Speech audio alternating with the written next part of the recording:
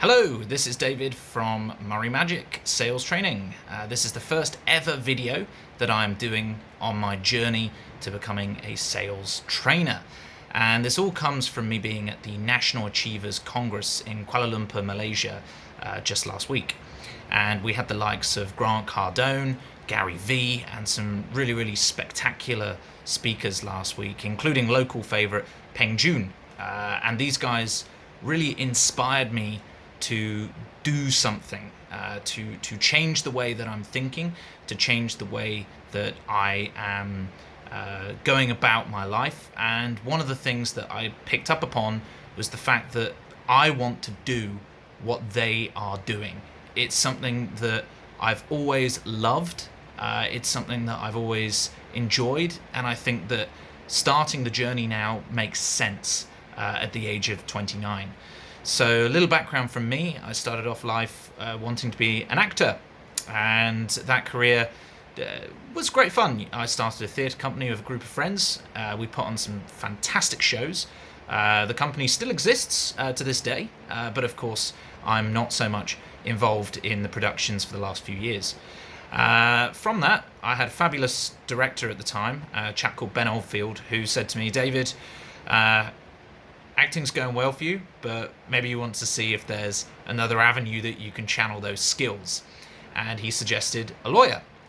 So from there, age 16, I decided, okay, I'm going to go down that route and go into law. So I studied hard, I trained, and I went to University of Plymouth to study law.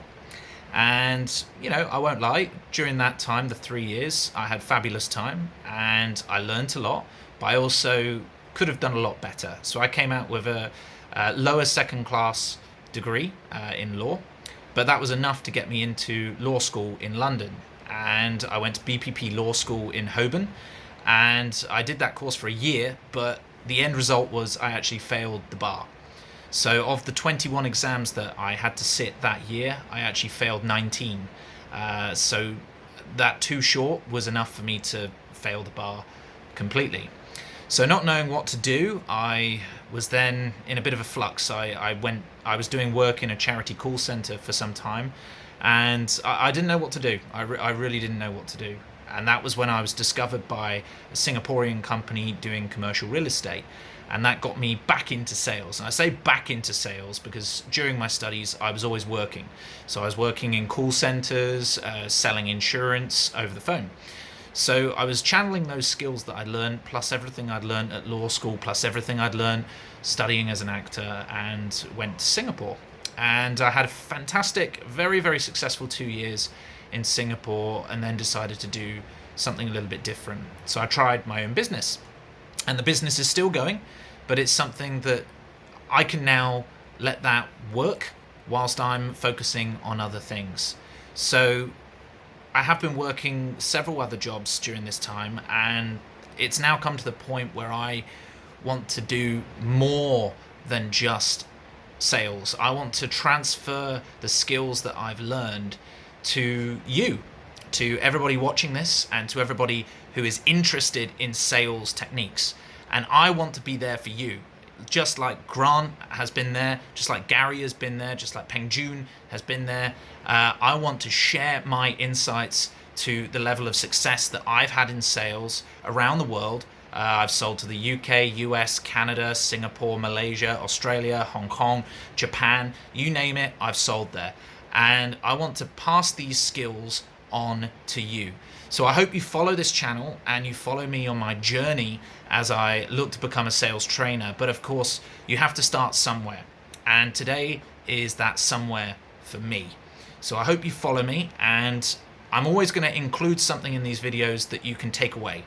So today's takeaway, when I was at the NAC, I sat down with this group of chaps and we were all chatting about the day, and they work for Kangen Water, and somehow my brain went back to a moment at law school where I was talking about the fact that I was wearing a suit during this Congress, and during my first ever legal competition, I was wearing a £50 suit from Primark that my dad had got me as a gift for law school, for going to university.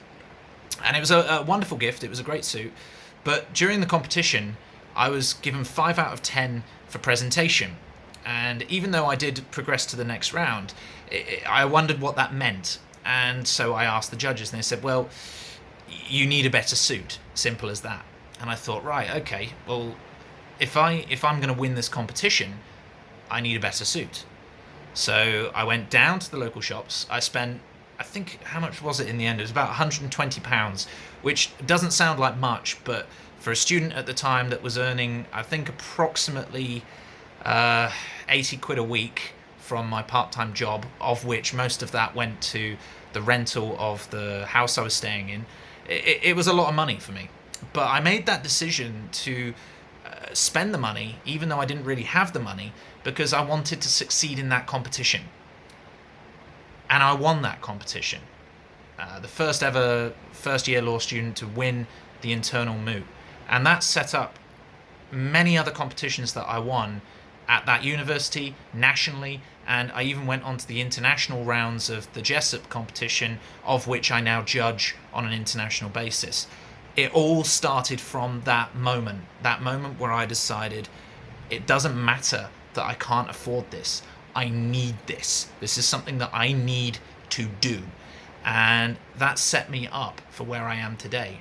But the reason that story hit a chord with me is because I had been living a life for the last few years where I had not been taking my own advice. I had not been taking the initiative to spend what I didn't have in order to get more than what I have right now. And it was a bit of a wake-up call for me, because obviously I've realized that I used to do it and I'd stopped doing it. So today is the mark of me picking up the pieces and starting to do it again. So again, thank you for watching. I really hope that you follow my channel, and I really hope that I can bring you some sales skills that will benefit you in your day-to-day life, whether you're a bottom of the tier salesperson, a sales manager, even a CEO or boss of a company. I want to share my sales insights with you on a daily basis and give you tips and tricks that will help you progress and to get more sales for your company. So thank you very much. That's today's Murray Magic, and I hope it was magical for you too. Take care. Bye-bye.